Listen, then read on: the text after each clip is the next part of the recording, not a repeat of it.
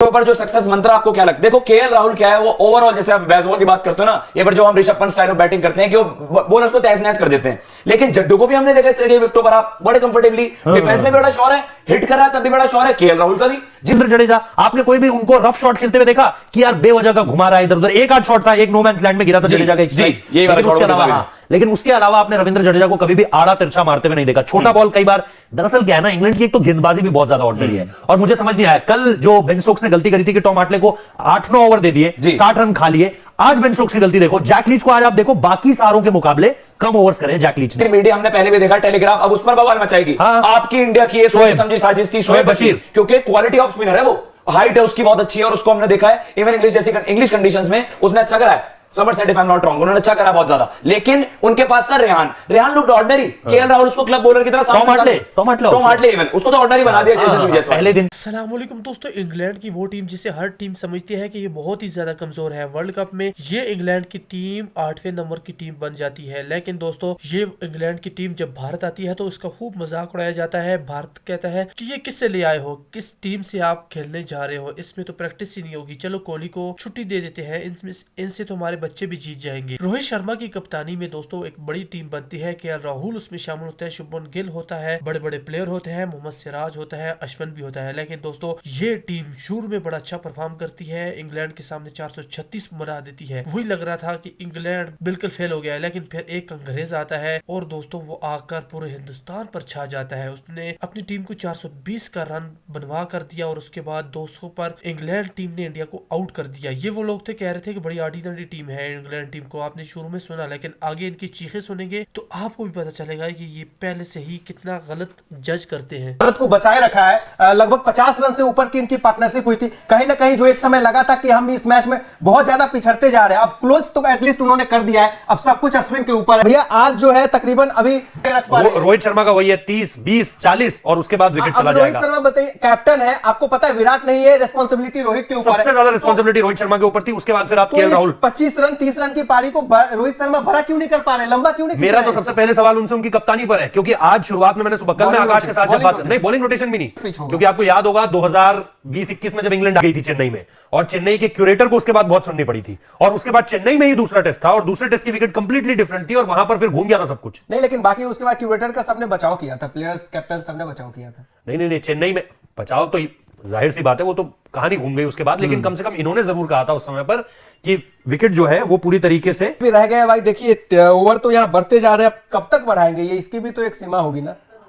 पहले 2 दिन तक इंडिया डोमिनेट कर रहा था टेस्ट मैच में। पहले दिन इंडिया ने कंप्लीटली डोमिनेट किया, दूसरे दिन इंडिया ने बैट से डोमिनेट किया, लेकिन तीसरे दिन पहले हमने 8 या 9 रन के अंदर 3 विकेट खोए और उसके बाद फिर इंग्लैंड ने जब रन बनाने शुरू करे तो उन्होंने जबरदस्त पारियां खेली। मतलब खास तौर पर ओली पॉप ने, हम ऑब्वियसली पहले बेन डकेट की बात कर रहे थे या पिछली बार हम जॉनी बेस्टो की बात कर रहे थे, बेन स्टोक्स की बात कर रहे थे, कोई नहीं चला, लेकिन एक बंदे ने खड़े होकर बाकी सबके साथ पार्टनरशिप, चाहे बेन फोक्स के साथ हो, चाहे रेहान के साथ हो, चाहे टॉम हार्टले के साथ हो, आपने लगातार एक पार्टनरशिप लगाई और उस पार्टनरशिप के बल पर यहां तक पहुंचा दिया कि भाई इंडिया को सेकंड इनिंग्स में आप क्लोज टू 250 ले जाओ, 250 चेस करने के लिए ले जाओ और इस विकेट पर वो कभी भी आसान नहीं होने वाला था, लेकिन इतना मुश्किल नहीं था। आखिर के 50 रन हमें यहां भारी पड़ गए। नहीं, आपकी बल्लेबाजी ने आप पे भारी डाल दिए, कोई 50 रन भारी नहीं था, ये इतना मुश्किल विकेट था ही नहीं जिस पर आप इस तरीके से बैटिंग करोगे यार, जिस तरीके से आपके बैटर्स पहली पारी में भी क्या हुआ, कौन सी इंग्लैंड ने आपकी बैटिंग को बैम्बूजल किया, कौन सी इंग्लैंड की बॉलिंग ने आपके बैटर्स पर बहुत क्लासी गेंदबाजी की, नहीं ऐसा कुछ भी नहीं हुआ, लेकिन उसके बावजूद भी दिखाई नहीं, आपने विकेट फेंके भाई, आपने बड़े स्ट्रोक्स लगाने के चक्कर में जायसवाल कैसे आउट हुए, रोहित शर्मा कैसे आउट हुए, केएल राहुल कैसे आउट हुए, श्रेयस अय्यर छक्का मारने के चक्कर में आउट हुए, केएल राहुल छक्का मारने के चक्कर में आउट हुए, सबने अपने विकेट उस तरीके से थ्रो किए और उसके बाद ही आपने देखा कि किस तरीके से इंग्लैंड की टीम में एक खिलाड़ी खड़ा रहा जिसने ऑलमोस्ट 200 रन खुद बना दिए इस तरह की विकेट पर। तो ये आपको देखना पड़ेगा कि पहली चीज आपने गेंदबाजी में अच्छा काम नहीं किया, दूसरी चीज कप्तानी में सवाल खड़े हैं, तीसरी चीज आपके बैटर्स ने पहली पारी में अच्छा खेलने के बावजूद उसके बाद भी जो है वो सारे के सारे विकेट्स अपने थ्रो किए। सेटल होने के बाद आपने 100 को ये नहीं बोला कि हम डैडी 100 करेंगे, हम स्कोर बिग करेंगे, आपने ये कहा कि नहीं जी 80 रन बना लिए बहुत है इस विकेट पर, है ना। पहले दिन से हम ये कहते रहे यार इस विकेट पर 250 बना लोगे तो बहुत है, अरे नहीं है भाई बहुत, आपने 400 बनाया, फिर उन्होंने तीसरी पारी में आकर किया था 250 रन फर्स्ट इनिंग का स्कोर, फर्स्ट इनिंग में मैंने प्रेडिक्ट किया था, क्योंकि मुझे जिस तरीके से पहले दिन का विकेट चल रहा था, पहले दिन विकेट काफी तेज चल रहा था, उस दिन के लिहाज से उसके बाद विकेट बैटिंग के लिए इजी हुआ है, ये आपको मानना पड़ेगा। ये कोई बहुत बड़ा टोटल नहीं था इस विकेट को देखते हुए, इस विकेट को तीसरा दिन बैटिंग के लिए विकेट इजी हो गया था। इजी तो आपकी बैटिंग के लिए क्यों नहीं इजी हुआ, आपकी बैटिंग ने क्यों नहीं इस विकेट पर बैटिंग करके दिखाया, आपके पास तो टॉप बैटर्स हैं, आपके पास तो सारे इंटेंट वाले बैटर्स हैं, उनके पास बेस्ट बॉल है, लेकिन उसके बावजूद भी आपके पास कोई कम खिलाड़ी थोड़ी है। आपके बैटर्स, इंडियन टीम के जो बैटर्स हैं ये ऐसा सोचेंगे तो 80 रन हो गए, हमारा काम हो गया, हमारी जगह फिक्स हो गई, मतलब जिम्मेदारी खत्म। आपको 80 बनाकर यार उसे बड़े 100s में कन्वर्ट करना है। कम ऑन, आप विकेट थ्रो नहीं कर सकते। सामने वाला कोहली पोप ने सिखा दिया यार। अगर आपको अपनी क्लास से आउट कर दे वो एक डिफरेंट चीज है, लेकिन श्रेयस अय्यर का है, आपने केएल राहुल को उस तरीके से विकेट गवाते हुए देखा, यशस्वी जायसवाल को विकेट गवाते हुए देखा, श्रेयस अय्यर को गवाते हुए देखा, रोहित शर्मा भाई इतने बड़े खिलाड़ी हो आप 30-40 रन कैसे बना सकते हो यार?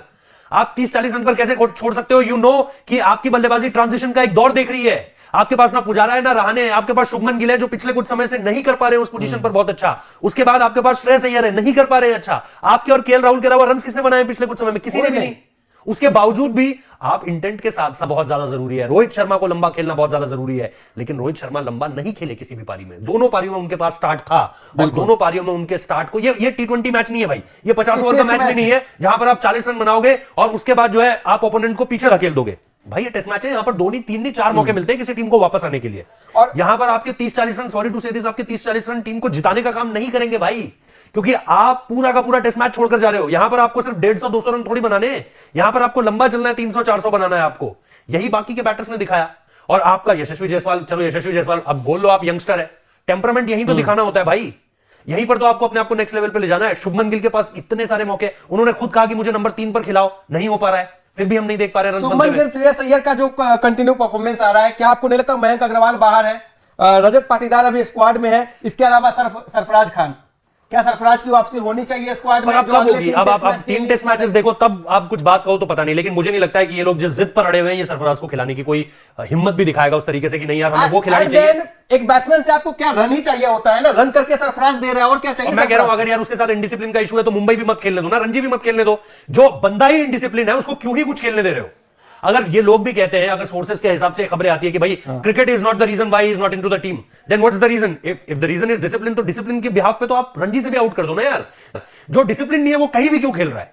और अगर ये मुद्दा नहीं है तो फिर इंडिया क्यों नहीं खेल रहा है? इंडिया क्यों नहीं खेल रहा है? सबसे बड़ा सवाल यही है, लेकिन आपको इन सवालों के जवाब नहीं मिलने वाले हैं भाई। टू बी रियली ऑनेस्ट, आपको चाहिए इस वक्त पर कुछ ऐसे खिलाड़ी जो स्पिन बहुत अच्छी खेल सके। मैं सॉरी टू से दिस, श्रेयस अय्यर बहुत अच्छे स्पिन के खिलाड़ी थे, लेकिन यहां पर तो बिल्कुल नहीं देखने को मिला है। क्या वो लाल गेंद से उन्होंने रणजी ट्रॉफी में कर दिखाया है भाई, लेकिन यहां पर क्या हुआ है किसी को नहीं पता। टॉप क्लास बॉलिंग आती है ना सामने, टॉप कहां कौन टॉप क्लास भाई? ये तो अभी नए टेस्ट मैचेस में आए यार। टॉम हार्टले भाई अपना पहला टेस्ट मैच खेल रहा है। रेहान अहमद, चलो जैक लीच पिछला दौरा कर दिया, टॉम हार्टले। अब अगले टेस्ट मैच में सबसे ज्यादा जिक्र तो शोएब बशीर का हो रहा था, वो तो है ही नहीं अभी, नहीं अभी टॉम हार्टले के आगे देखो। वही हम कह रहे थे ना, कभी आप कुनामैन को बड़ा बना देते हो, कभी आप अजाज पटेल को बड़ा बना देते हो, कभी आप स्टीव ओकीफ को बड़ा बना देते हो, कभी मतलब आप नाम लो, हर नया खिलाड़ी, हर नया स्पिनर जो इंडिया आएगा आपको तो खाएगा ही खाएगा। अपना नाम बना, मतलब किसी स्पिनर को अगर कुछ नहीं मिल रहा ना, उसका दुनिया में ऐसा खौफ वो दुनिया में कुछ नहीं कर पा रहा है। क्या कर देगा, उससे क्या बोलो नहीं करेगा? आप इंडिया आओ, आप इन बैटर्स के अगेंस्ट कोई क्वालिटी से क्वालिटी बैटर दे दो उसे, लेकिन उसके बाद आप देखते हो कि हमारी मतलब हम क्या कर देते हैं यार, हम किसी नए गेंदबाज के आगे बना लेते हैं ना। ये नया अब देखो ये पहला टेस्ट मैच खेल रहा हो बंदा, ये ऊपर चढ़ गया। और ये हमेशा हमारे साथ होता है भाई। बांग्लादेश आप देख लो, इंग्लैंड आप देख लो, ऑस्ट्रेलिया आप देख लो, कोई आता है आपको मार कर जा रहा है भाई।